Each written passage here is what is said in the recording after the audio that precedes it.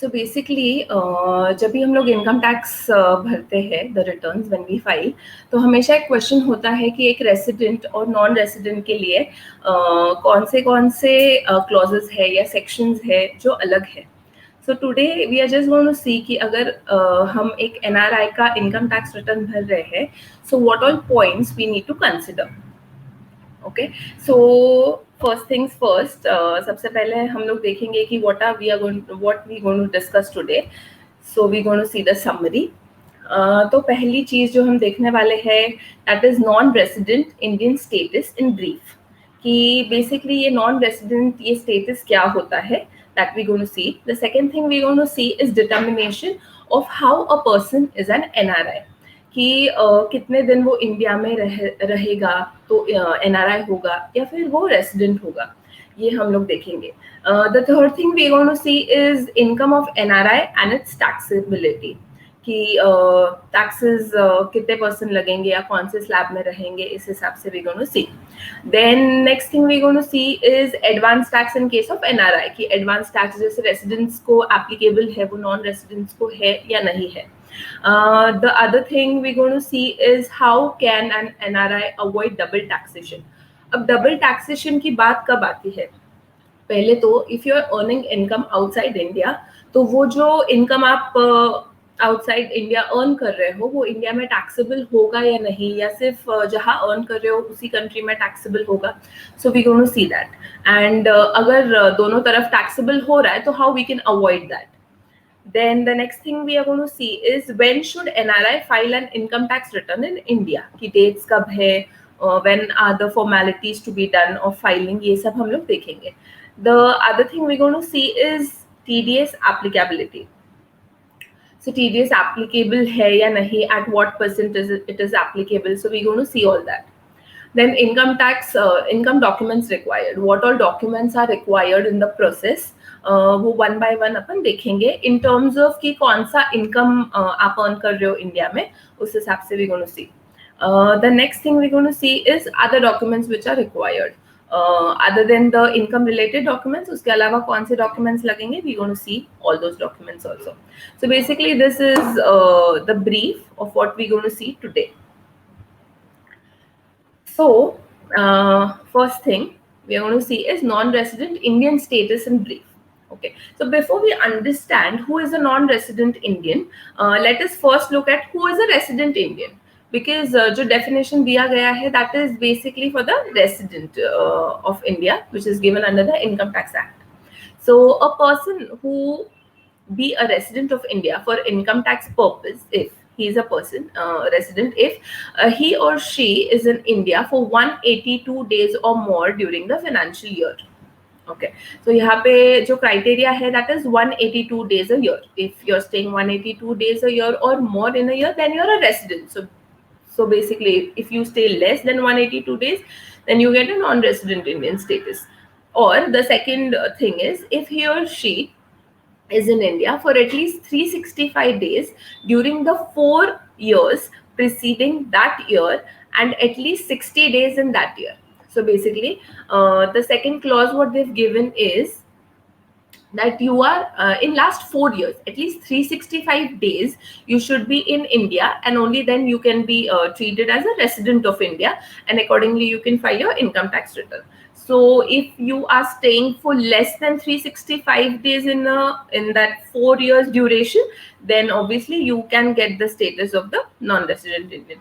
So therefore, if you do not satisfy the condition laid above, which is the first condition is 182 days, years or more, and the second condition is 365 days in 4 years preceding that year, and at least 60 days in that year. So we are talking, for example, if we are talking if 2019-20 में 60 days आप India में हो and last 4 years 4 preceding years में 365 days अगर आप India में हो, so then you will be treated as resident. But anything less than that, and then you will be treated as non-resident Indian. Okay, so you will be considered as a non-resident Indian, as it is rightly mentioned there. So I think this point is clear when you're treated as a resident and when you're treated as a non-resident. The second thing we're going to see is determination of how a person is an NRI. So non-resident Indian is an individual who is a citizen of India. There is some connection with India of that person. Either he's born here, either his origin is here. Okay, so who is a citizen of India or a person of an Indian origin and who is not a resident of India, but he is not staying in India for the days required, as we discussed before. So thus, in order to determine whether an individual is a non-resident Indian or not, his residential status is required to be determined as per under 6. So section 6 basically specifies the 182 days and 365 days and 60 days condition, which we've discussed, and we're going to discuss it again as per section 6. So as per section 6 of the Income Tax Act, an individual is said to be a non-resident Indian if he is not a resident in India and an individual is deemed to be a resident in India in any previous year if he satisfies any one of the following conditions. So as we rightly discussed, if he is in India for 182 days or more during the previous year, resident; if less, non-resident. If he or she is in India for a period of 60 days or more during the previous year, in our case we discussed financial year 2019-20, so 60 days, and 365 days or more during the 4 years immediately preceding the previous year. Okay, so these are the conditions. However, condition number 2 does not apply when an individual being citizen of India or a person of Indian origin who being outside India comes on a visit to India during the previous year. So अगर ये सिर्फ visit की बात है तो then the second condition जो है 60 days and 4 years 365 days वाला condition, that is not applicable during the previous year. Next thing we are going to see is income of NRI and its taxability. An income that is earned. So what we are going to see is कि कौन सा income taxable है आपको India में और कौन सा income is not taxable in India. So first thing is any income that is earned in India is taxable for you in India. Here, for example, I can give is suppose if you have invested in a land, if you have a land in India and you are selling that land, and if you're earning some capital gain on it, so yes, it will be taxable in India. The capital gain will be taxable in India because it is a income that is earned in India. Okay. The second thing is your income outside of India is not taxable in India. So, for example, I can say is if you're working outside India, if you're earning outside India, if you're spending outside India, so basically that income, it won't be taxable in India. So we have just, I've just trying to explain it in detail here below. So the first thing is income which accrues or arises in India. So कि एक income है जो यहाँ पे मुझे मिलने वाली है या मिल गई है. So that will be taxed in India.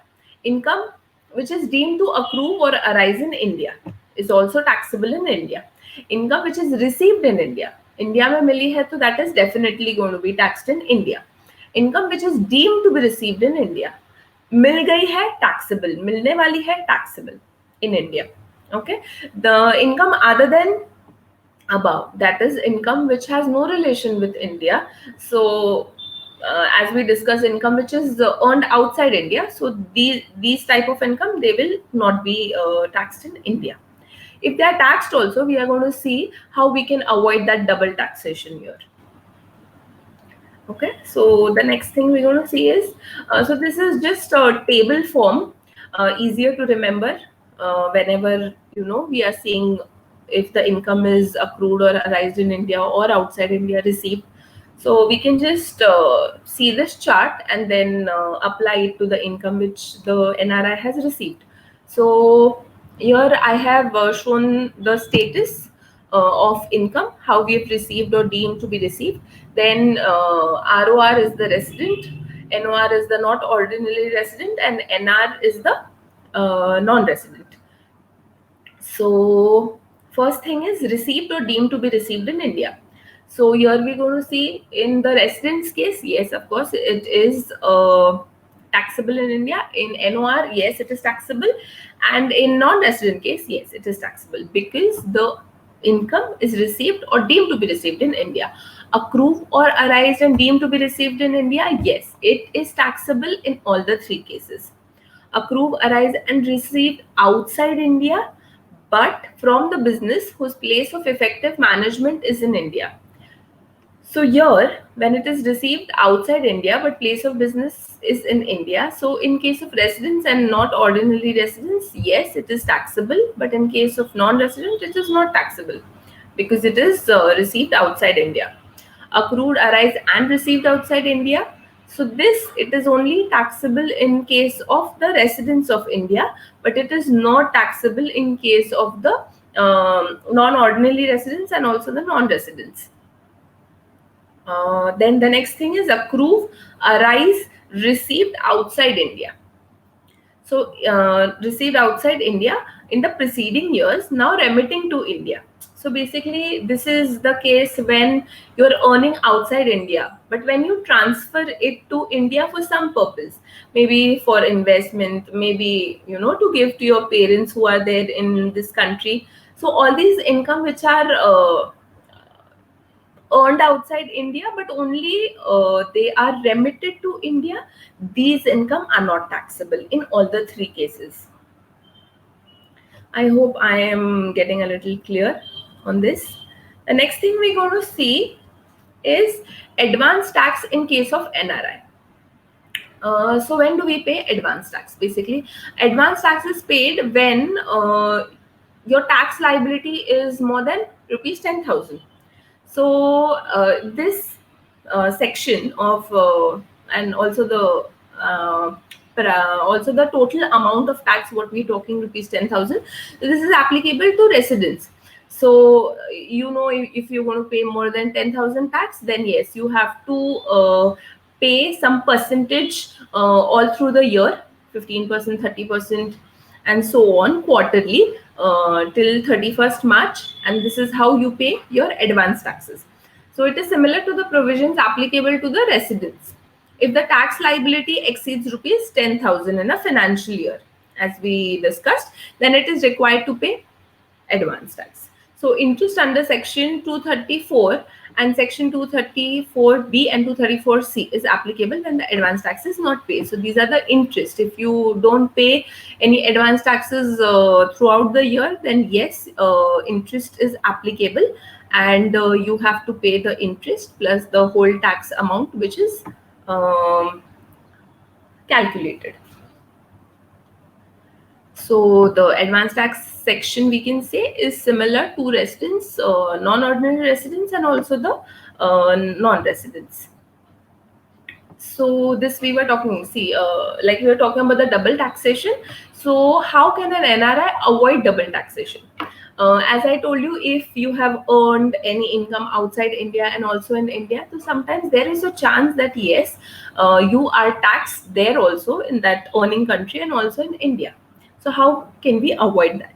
An NRI in receipt of income in India is taxable in India on such income. That is, India as a source state has a right to tax such income. Why? Because it is earned here. So yes, it will be taxable. However, the country of which such NRI is a resident will also have a right to tax such income as it is a resident state. So what they're saying is, if you've for example, if you've received or earned any income in India, so just because the income is earned here, India can charge you tax. But if you're a resident of some other country, for example, say USA of states, and then they are saying that yes, we are a resident state because the person stays there, so even we have the right to tax the income. So in this process, the NRI will end up getting taxed twice on the same income. So to overcome this, India has entered into DTAs. So these are these agreements, double taxation agreements with various countries, which provides exemption or credit of foreign taxes paid while filing their return of income in the home country. So if you enter into these, so basically under this DTA, the agreements, you don't need to pay the taxes twice. you can just mention it there in the while filing the return, that you have already paid taxes in the country where you have earned the income, and so the resident state can definitely exempt you on that, the taxes. So next thing we're going to see is, when should an NRI file an income tax return in India? Okay, so the first things first, when is he supposed to file the return? How much income should be earned so that there is a compulsion for him or her to file and return in India. So NRI, like any other individual taxpayer, must file his return of income in India if his gross total income received in India exceeds 2,50,000 for any given financial year. So basically for NRIs also, there is this slab rate which is applicable, and also the minimum amount which we are looking at is 2,50,000, the income. If it is received more than that, the gross total income, then yes, definitely an NRI has to file an income tax return in India. The due date for filing return for an NRI is also 31st July of the assessment year. So 31st July, so uh, it is the same date which is applicable to a resident Indian under non-audit cases. So the same date will also be applicable to the non-residents who are filing their return. So, but with the ongoing COVID-19 pandemic, which is still going on, yes, the government announced the extension of the ITR filing deadline for financial year 2019-20 to 30th November 20 from 31st July. So basically from 31st July, they postponed it to 30th November, but then due to it still continued, the pandemic continued, and the situation, I think it was just getting worse and people couldn't work. So a further extension was also given till 10 January 2021. Until 10 January 2021, yes, you could file your income tax return without any interest and penalty, without any penalty, basically, the late fees which you pay. And we could also file till 31st March 2021 with the late fees. That was 1,000 or 1,000 in case of non-audit cases, and yes, 10,000 in case of audit cases. Also, from FY 2019-20 and onwards, individuals are required to file their return mandatorily for the below mentioned cases, even when their gross total income is below the exemption limit. So what has happened is, things has changed from the financial year 2019-20. First, the section said that if your gross total income received in India exceeds 2,50,000, only then you're supposed to file the income tax return. The NRIs are supposed to file the income tax return. But now from 1920, there are these few below mentioned cases which we're going to discuss, wherein if your exemption, if your total income is less than the exemption limit, that is 2,50,000, even then you're supposed to mandatorily file the income tax return. The cases are when aggregate amount deposited in a current account maintained with a banking company or a cooperative bank is rupees 1 crore or more. So, if you deposit anything above 1 crore in your current account, Indian current account, or a cooperative bank account, in any, basically in any banking company, so yes, you are supposed to file the income tax return. The second thing is, if you have spent rupees 2 lakhs or more on foreign travel for himself, if the NRI, basically he spent 2 lakhs or more on the foreign travel for himself or any other person. So if you've spent so much on the foreign travel, yes, you are supposed to file an income tax return here. If the person has incurred electricity bills of 1 lakh or more in a year, so electricity bills, so this rule is also there. So if it is 1 lakh or more, yes, you're supposed to file the return. Accordingly, if the NRI's taxable India is below the maximum amount not chargeable to tax in India, and they are not covered under the specific circumstances mentioned above, they are not required to file income tax return. So what we can see is, there are 4 conditions. If we can, lay down. So first thing is, if the total income is below the exemption limit, that is 2,50,000, the NRI does not need to file the income tax return. And if the above 3 cases what we've discussed, that deposits of 1 crore or more, spend 2 lakh of or more on the foreign travel, and also incurred electricity bills of 1 lakh or more. If all these three conditions, if the person does not fit in, any of these things are not done, then yes, the person need not file the income tax return under in India. Okay, so the next thing we're going to see is late filing of NRI income tax return. An ITR can be filed after the due date along with the penalty of rupees 5,000 if filed till 31st December. So basically, the penalty, the late fees which I was talking about, if you're filing a late return, but when it comes to a resident, it is lower. It is 1,000, but when it comes to an NRI return, the penalty is rupees 5,000. You are supposed to pay. So because of the pandemic, the dates have changed a little, but yes, otherwise the return should be filed. If you're filed by 31st December, then 5,000, and if you're filing till 31st March, then it is 10,000. If the taxpayer falls in the income tax bracket of up to 5 lakhs, then the penalty will be 1,000. So less than 5 lakhs, if your total income is less than 5 lakhs, then yes, penalty will be 1,000. If more than 5 lakhs, then we are talking 5,000 and 10,000. The taxpayer has to file the ITR before the end of the relevant assessment year, before 31st March 2021 for the financial 2019-20. So as we discussed, with late fees, you can file before 31st March. For 1920, yes, the date is already gone, but this is how the dates are lined up. TDS applicability. So we're going to see TDS is basically tax deducted at source. So TDS is deducted at the applicable rates before payment of any income to non-residents. Example, 20% TDS is deducted at long-term capital gain on the sale of immovable property. So this is the immovable property which we discussed, that if you're earning any capital gains, you have a property in your name in India and you're selling the property, and then yes, 20% TDS is deducted on the long-term capital gain. 30% TDS is deducted on the interest income of NRO accounts. So if you have a NRO account in India, which yes, all the NRI people generally they do have, the non-resident people, so the interest income 30% TDS will be deducted on that. Even if entire tax has been deducted on the income, you still need to file income tax return in India showing details of India earned and TDS deducted. So this is mainly in case when you're talking when a immovable property is sold. So even if the TDS is deducted, but you need to show all the details. Only deducting TDS does not,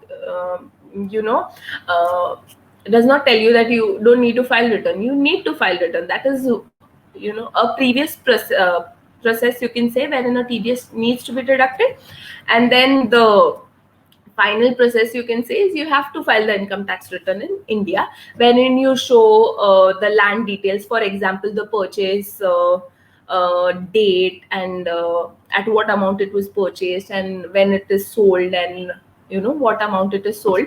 That is how you calculate the capital gain and also the income tax on the total income. So yes, TDS need to be deducted and then the income tax return needs to be filed.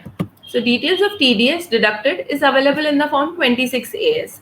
So in form 26AS, yes, all the TDS deducted by any party, if they have paid it and they have, filed the TDS returns, then yes, definitely it will be available in form 26. This is available in case of residents, non-residents, everybody. Form 26AS is an important document, yes, wherein all the TDS deducted on your PAN will be reflected. This is available on the income tax portal. And Form 26AS can also be accessed through internet banking of residents designated bank for this purpose. So many a times, yes, through banking channels also, you can check your Form 26AS and then check if the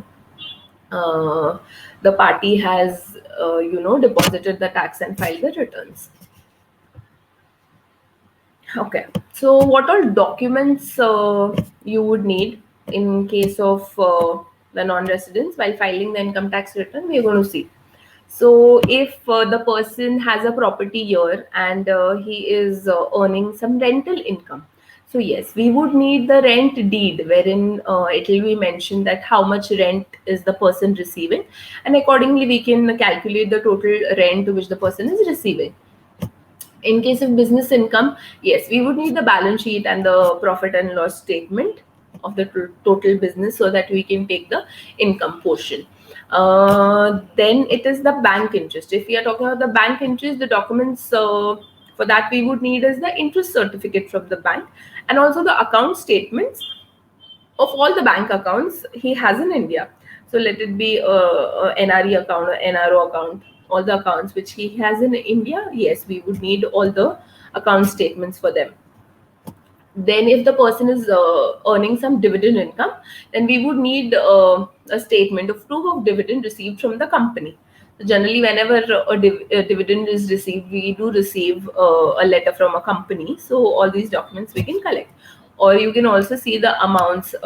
These days I think it is all digital, so you also receive the amount directly in your bank. First they used to give checks or DDs I guess. So but now it is, I think, simpler. Then if you're talking about the capital gains on shares and securities, then yes, we need to know the DMAT transaction. We receive a DMAT transaction statement, and also the capital gain statement report from uh, these portals, or you can say the,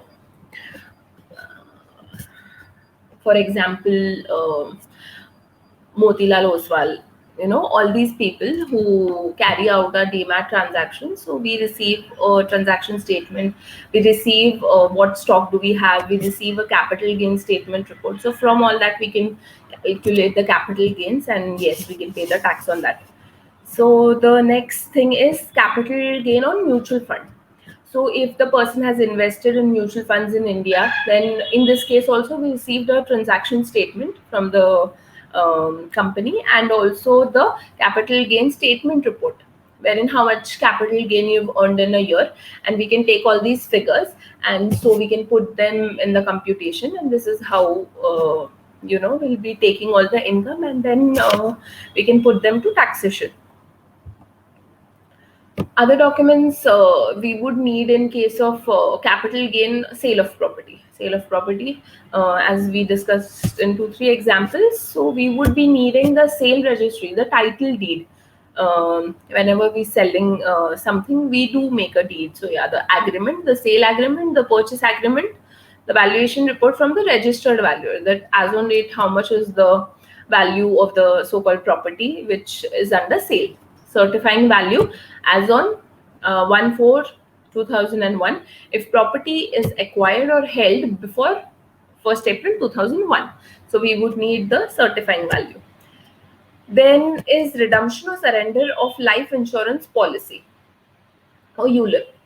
Redemption statement and exemption statements stating income exempt under section 1010D from the life insurer. So we would need this document.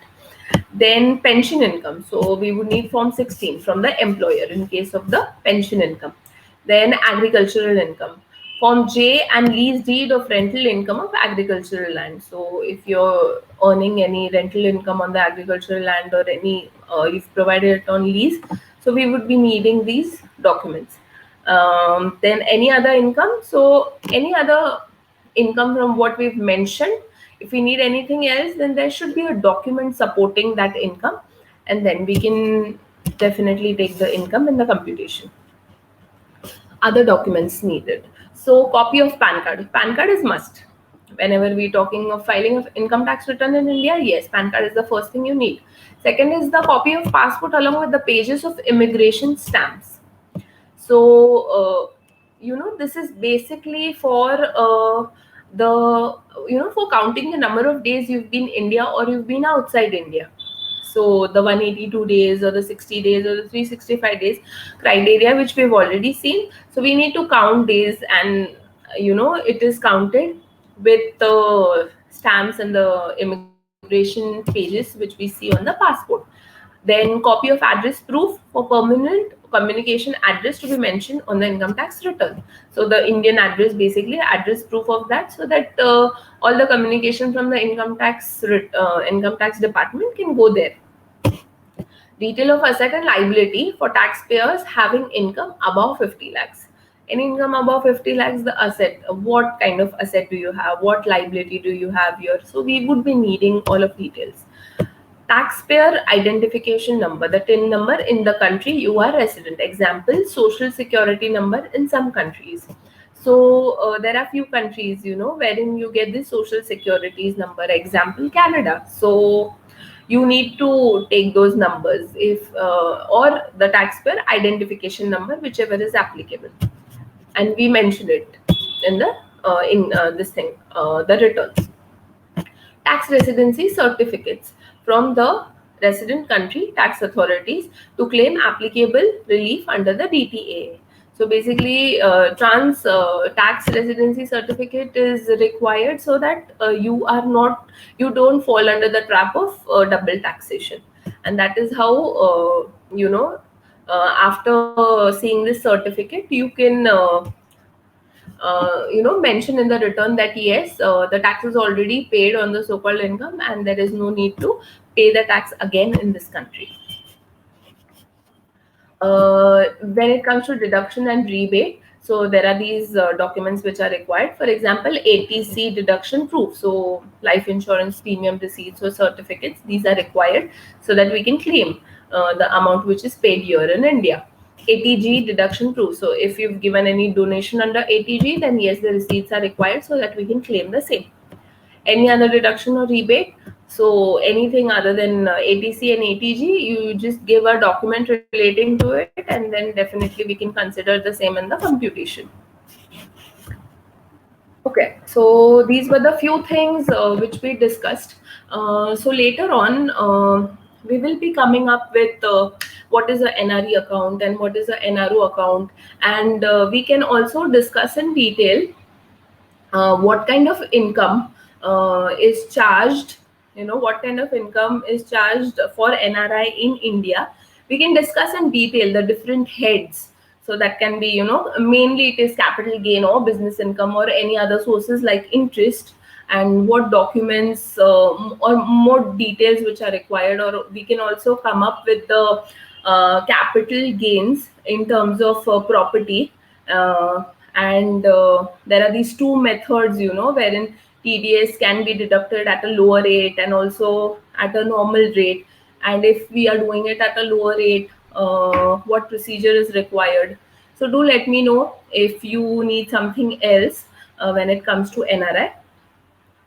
So this was all for today. So I'm CA Priyanka Chodia. I'm representing CA Sansar channel. So thank you, Vivek sir, and thank you the whole team. You've supported a lot, and yes, do let me know if you want some other videos on this topic. Yeah, thank you so much. Have a great day.